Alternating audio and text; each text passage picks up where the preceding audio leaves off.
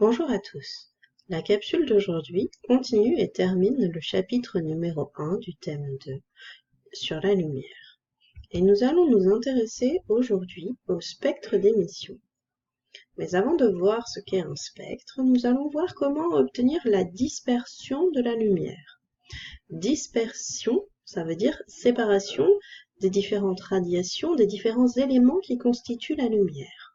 Pour disperser la lumière, on peut utiliser soit un prisme, donc que vous voyez ici en photographie, qui est un système optique transparent qui permet de décomposer ou de disperser la lumière et que l'on représente par un triangle. Mais on peut également utiliser un réseau. Nous allons nous intéresser plus particulièrement à la décomposition de la lumière blanche par un prisme. Vous avez ici une représentation de cette décomposition.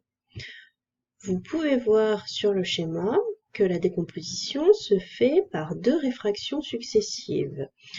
Une première lorsque la lumière rentre dans le prisme, donc entre la surface R vert, et une seconde lorsque la lumière ressort du prisme, donc à la surface de séparation, on passe du vert à l'air.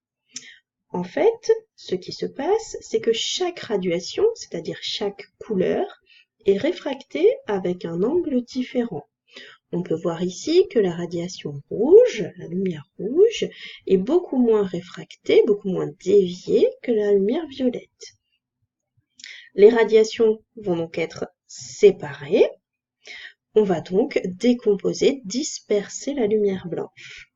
Si on regarde ce que l'on obtient à la sortie du prisme sur un écran, on observe ceci, c'est un arc-en-ciel, et c'est cet arc-en-ciel qu'en physique on appelle le spectre de la lumière blanche. On va maintenant s'intéresser aux différentes caractéristiques de la lumière. Je parle depuis tout à l'heure de radiation, mais en fait, qu'est-ce que c'est? C'est ce qui compose la lumière. La lumière est composée de radiation. Il y a deux situations différentes. Soit elle est composée de plusieurs radiations. On parlera donc de lumière polychromatique. Poly pour plusieurs et chromatique pour couleur, puisque chaque radiation correspond à une couleur. Soit la lumière est composée d'une seule radiation. Et dans ce cas-là, on parle de lumière monochromatique, mono pour une seule. Chacune des radiations qui composent une lumière est caractérisée par sa longueur d'onde dans le vide. Cette longueur d'onde, on la note lambda, c'est la lettre grecque, et elle se mesure en mètres, et plus particulièrement pour nous, dans ce que l'on va étudier cette année, en nanomètres. Nanomètre, c'est un sous-multiple du mètre qui vaut 10 puissance moins 9 mètres.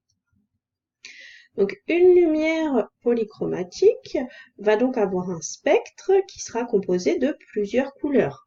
Par exemple, ici, vous avez le spectre de la lumière du soleil. Ce spectre, il comprend plusieurs longueurs d'onde, plusieurs radiations. Ici, il y en a même toute une plage de radiations. Donc, la lumière du soleil, elle contient en fait toutes les radiations auxquelles l'œil humain est sensible. Ce qui correspond donc à une plage de radiation comprise entre 400 et 800 nanomètres environ. Vous devez connaître ce spectre, l'enchaînement des couleurs, mais également ses limites. Alors, en dessous du violet, c'est-à-dire en dessous de 400 nanomètres, on retrouve ce que l'on appelle les ultraviolets. Et au-dessus de 800 nanomètres, donc au-dessus du rouge, on retrouve les infrarouges.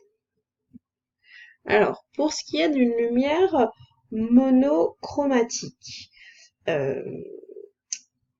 monochromatique, ça veut dire une seule radiation. Donc le spectre va simplement être composé d'un seul trait, d'une seule raie. Par exemple, ici, vous avez le spectre d'un laser rouge qui est composé d'une seule radiation qui correspond à la longueur d'onde lambda de 633 nanomètres. Intéressons-nous maintenant aux différents types de spectres qui existent et commençons par voir les spectres continus d'origine thermique. Alors, ces spectres sont produits par des corps chauds, d'où l'origine thermique, qui sont portés à haute température. Alors, ça peut être un corps solide, liquide ou encore un gaz sous haute pression.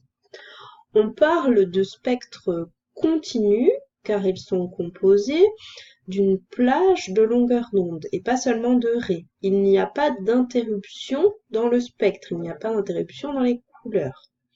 On observe sur le schéma qu'il y a un lien entre le spectre et la température du corps qui émet la lumière. C'est ce qui est marqué sur le côté, grand T pour température qui augmente.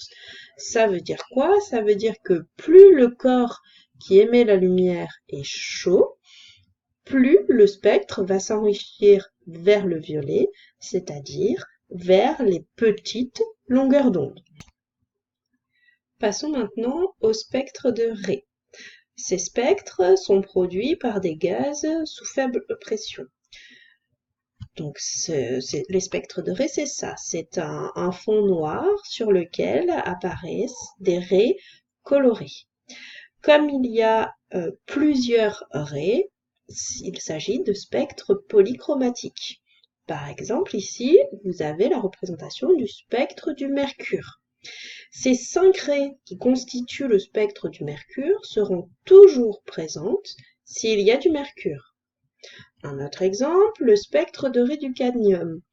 Vous voyez ici qu'il est constitué de 4 raies. Ça veut donc dire que si un mélange gazeux contient du cadmium, si l'on regarde le spectre de la lumière qu'il émet, on y verra forcément ces 4 raies. Donc, en fait, ça veut dire quoi? Ça veut dire que chaque entité possède son propre spectre de raies. Chaque entité va émettre toujours les mêmes radiations, toujours la même lumière. Cela peut donc permettre de les identifier. Voilà, c'est tout pour aujourd'hui. Merci et à bientôt.